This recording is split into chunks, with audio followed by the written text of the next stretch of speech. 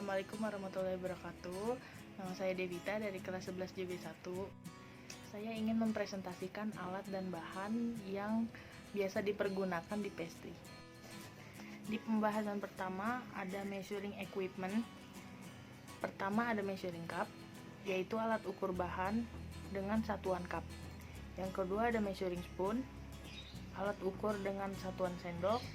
Ketiga ada measuring jug, alat ukur untuk bahan-bahan cair biasanya dengan satuan mililiter. Lalu ada food scale, timbangan untuk bahan-bahan dengan satuan gram. Lalu ada timer untuk penghitung waktu untuk memasak. Lalu ada termometer. Ada dua termometer, yaitu digital thermometer dan termometer biasa. Kegunaannya sama untuk mengukur suhu, tetapi digital thermometer lebih akurat angkanya. Alasan kedua ada decorating equipment. Yang pertama ada piping deck dan nozzle tip. Jika ingin mendekor kue dengan krim, pasti kita membutuhkan piping deck dan nozzle untuk membuat beragam bentuk. Yang kedua ada lazy susan atau sebutan lain untuk meja putar. Fungsinya sebagai meja tempat meletakkan kue yang akan didekor, sehingga bisa diputar-putar dengan mudah ketika kita menghiasnya. 3 ada scraper. Ini berfungsi untuk meratakan krim adonan pada kue tart, sehingga memudahkan dalam menghias kue dan memberikan hasil yang lebih merata, rapi, dan cantik. Yang keempat ada palette knife. Untuk mempercantik penampilan dari cake, pastry chef akan mengoleskan krim untuk menutupi seluruh bagian kue agar krim bisa dioleskan dengan rapi dan merata.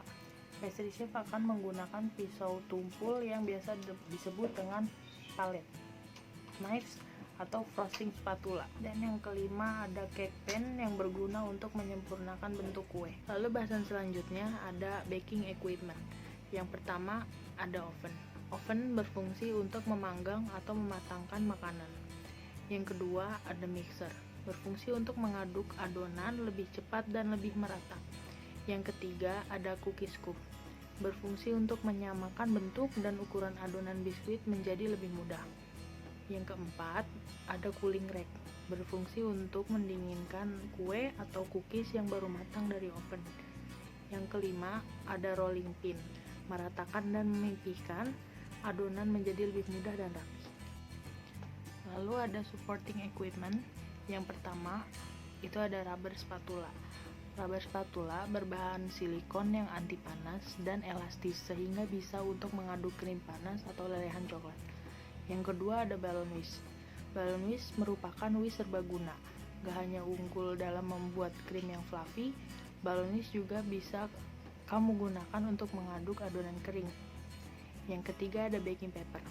Baking paper cocok untuk adonan yang bersifat lengket.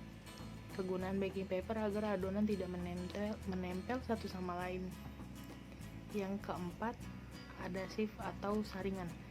Saringan ini berfungsi untuk mengayak tepung-tepungan agar tidak ada yang menggumpal. Yang kelima ada pastry brush, alat untuk memoles cairan atau telur pada permukaan roti, adonan, atau kue. Bahan dasar selanjutnya adalah tepung. Tepung terigu berprotein tinggi memiliki kadar protein gluten sebanyak 14-16%.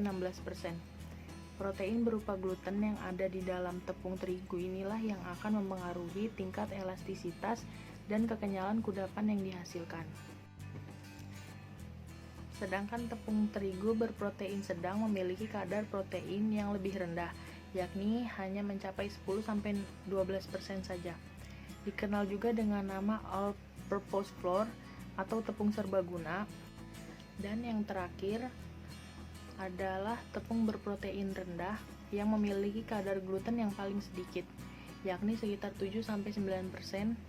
Karena kadar glutennya sangat minim, tekstur yang dihasilkan pun lebih garing, rapuh, dan mudah patah.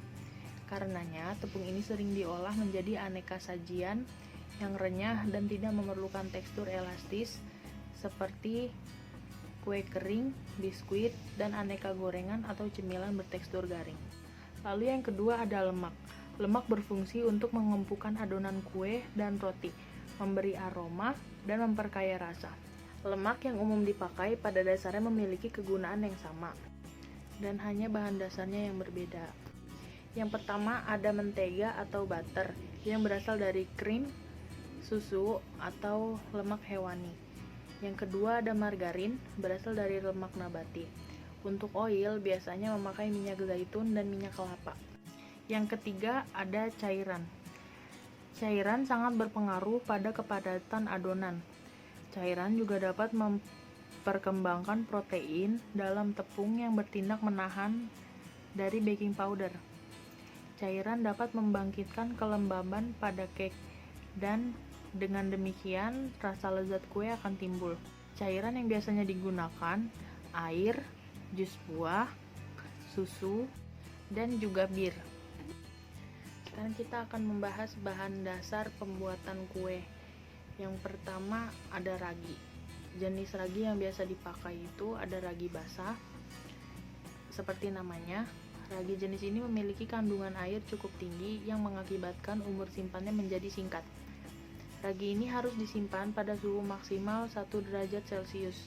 Cara menggunakannya yaitu dengan diremas-remas terlebih dahulu, lalu dicampur ke dalam adonan roti. Lalu ada ragi instan. Ragi instan berbentuk butiran kering dengan ukuran yang kecil. Cara menggunakannya sangat praktis, bisa langsung dicampur ke dalam adonan. Untuk menjaga mutunya tetap baik, ragi instan harus disimpan di dalam wadah kedap udara setelah dibuka dari kemasannya. Pembahasan selanjutnya ada telur. Yang pertama ada telur utuh. Telur utuh mengandung lemak dan protein. Telur yang digunakan secara utuh bertindak sebagai lem atau bahan pengikat yang menyatukan adonan, bahkan memberikan kelembapan pada kue dan makanan yang dipanggang. Kedua, telur utuh memberikan struktur lembut pada kue. Ketiga, telur menambah cita rasa, warna, dan aroma pada makanan. Yang keempat, dalam hal pembuatan saus dan custard, tugasnya adalah mengemulsi dan mengentalkan. Dua, ada kuning telur. Kuning telur terdiri dari lemak dan protein. Kuning telur berperan sebagai pengemulsi pada makanan, yaitu menggabungkan cairan dan lemak menjadi satu adonan yang baik. Kuning telur juga memberikan rasa dan warna keemasan yang menarik saat dipanggang. Kuning telur berperan mengentalkan campuran dan menciptakan tekstur gel kenyal. Lalu yang ketiga ada putih telur, terdiri dari air dan protein. Putih telur yang dikocok mengembang menjadi busa membantu menciptakan kesan bersih dan mengembangkan adonan, mulai dari cake hingga souffle. Putih telur juga menjadi penguat rasa alami yang tidak mengubah warna dan rasa bahan makanan utama. Lalu selanjutnya ada garam. Garam mampu membangkitkan rasa atau aroma. Selain itu, garam juga dapat menurunkan suhu penggulalian dalam adonan. Juga memegang peranan penting dalam menimbulkan warna kerak. Lalu ada bread improver. Bread improver adalah bahan yang dapat membantu meningkatkan kualitas roti. Seperti roti jadi lebih empuk, lebih lembab, membuat serat roti lebih halus, menghasilkan volume dan kulit roti yang bagus, memperpanjang umur simpan, dan mempercepat proses fermentasi. Terbuat dari berbagai macam campuran bahan aktif seperti pelunak gluten, makanan ragi, enzim, dan emulsifier. Lalu ada krim. Krim berfungsi untuk isian kue seperti choupes, lalu bisa untuk dekorasi kue tart, dan sebagai penambah rasa. Terima kasih telah menonton videonya. Sampai jumpa.